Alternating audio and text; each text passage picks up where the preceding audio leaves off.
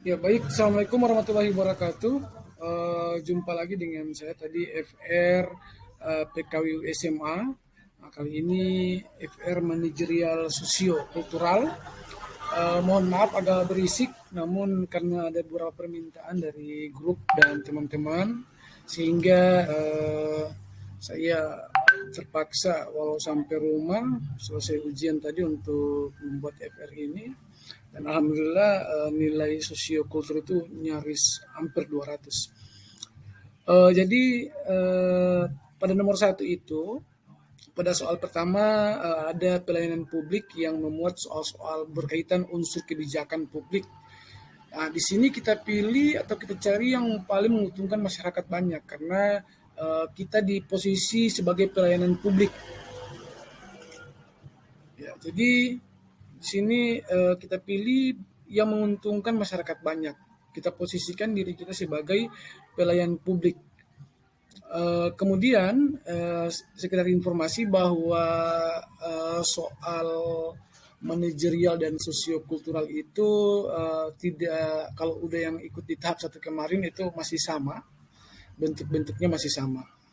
Kemudian ada beberapa soal juga mengenai soal bertemakan teknologi informasi dan komunikasi, di mana mengatur unsur teknologi atau komputer. Nah, jawaban yang paling tepat itu cari jawaban yang paling maju atau canggih. Jadi kita memposisikan diri sebagai pengarah, sebagai pelatih, kemudian sebagai orang yang menguasai teknologi informasi dan komunikasi.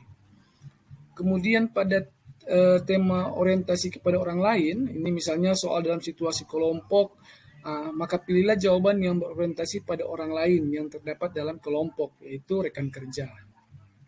Kemudian di nomor 4 ini ada soal bertemakan kemampuan beradaptasi. Nah, misalnya lingkungan kerja baru, sistem baru, rekan kerja baru, atau atasan baru, pilih jawaban yang mencerminkan sumpel, adaptif, komunikatif, dan mau mencoba hal-hal baru. Jadi ada soal ketika kita diberikan tanggung jawab atau tugas di tempat yang baru, apa hal-hal apa yang kita lakukan. Jadi kita memilih atau mencoba hal-hal yang baru yang harus kita coba. Jangan menolak, jangan memilih jawaban menolak atau mempertimbangkan, merekomendasikan orang lain, jangan. Pokoknya kita harus memposisikan diri orang yang paling terbaik di posisi itu.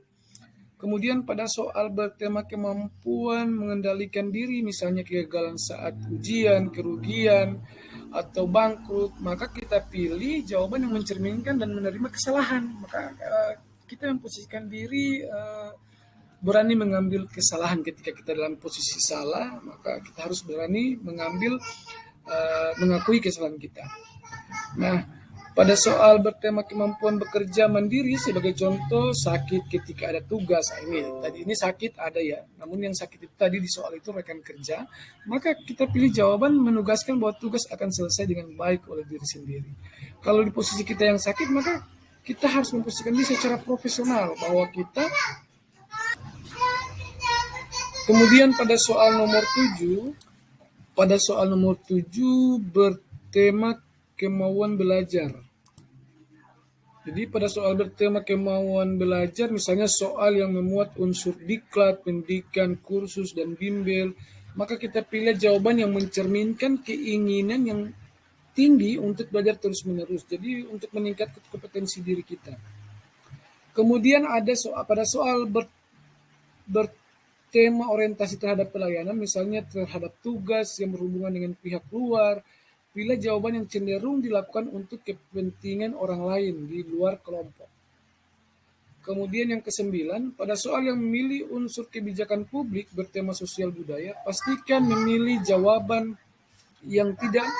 Nah, pada soal yang memiliki unsur kebijakan publik bertema sosial budaya, pastikan memilih jawaban yang tidak mengandung unsur tindakan korupsi, kolusi, dan nepotisme atau KKN.